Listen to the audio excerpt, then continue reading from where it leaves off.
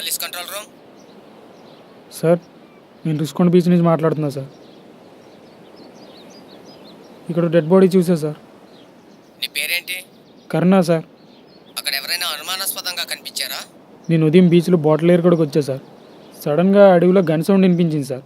అక్కడికి వెళ్ళి చూస్తే ఎవరో పరిగెట్టినట్టు శబ్దం వచ్చింది, కానీ తీరా చూస్తే బాడీ ఒకటే ఉంది సార్. ఎవరు లేరు సార్ అక్కడ. ఓకే, దగ్గరలో మా ఇన్స్పెక్టర్ ఉన్నాడు, ఆయన పంపిస్తున్నాం. ఆయన వచ్చిన తర్వాత డెడ్ బాడీని చూపించి జరిగిన విషయం చెప్పండి. Okay sir.